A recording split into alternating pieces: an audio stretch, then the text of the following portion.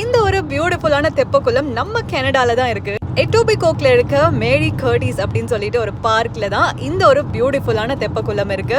இங்க தெப்பக்குளம் மட்டும் கிடையாதுங்க, ஒரு சைடு பாத்தீங்கன்னா கேரளா வைபே கொடுக்கும். எக்கச்சக்க பார்க்ஸ் இருக்கு கனடால. ஆனா நான் பார்த்ததுலேயே ஒரு நல்ல ஒரு பியூட்டிஃபுல்லான பார்க் அப்படின்னு சொல்லுவேன். இது சம்மர்னாவே எல்லாருக்கும் ஃபர்ஸ்ட் ஞாபகம் வர்றது பிக்னிக் தான். ஸோ அந்த பிக்னிக் பண்றதுக்கோ இல்ல நீங்க பார்பிக்யூ பண்ணணும்னு நினைச்சாலுமே இந்த பார்க்குக்கு போகலாம். இது டொரண்டோல இருக்குன்றனால கண்டிப்பா ரொம்பவே ஆக்சசபிளா இருக்கும் எல்லாருக்குமே. அந்த பார்க்ல பீச்சும் இருக்குங்க. அந்த பீச் எல்லாம் பார்த்துட்டு அப்படியே நடந்து வரும்போது இந்த தெப்பக்குளத்தை பார்த்த உடனே எனக்கு ஐயோ எவ்வளவு அழகா இருக்கு அப்படின்னு தோணுச்சு. அதுவும் சன்செட் டைம்ல இங்க போனீங்கன்னா நீங்க ஒரு போட்டோகிராஃபரா இருந்தீங்கன்னா அழகான போட்டோ ஷூட்ஸ் எல்லாம் பண்ணலாம். Friends get together, family get together, இல்ல ஒரு பர்த்டே பார்ட்டி ஹோஸ்ட் பண்ணாலும் நீங்க இந்த இடத்துல பண்ணலாம். அவ்வளோ பெரிய ஸ்பேஸ், அவ்வளோ பியூட்டிஃபுல்லா இருக்கு. உங்க ஃப்ரெண்ட்ஸ் அண்ட் ரிலேட்டிவ்ஸ் கனடால இருந்தாங்கன்னா இந்த ஷாட்ஸை அவங்களுக்கு அனுப்பிச்சு கண்டிப்பா இந்த பார்க்க போய் விசிட் பண்ண சொல்லுங்க. செம பியூட்டிஃபுல்லான பிளேஸ். பை.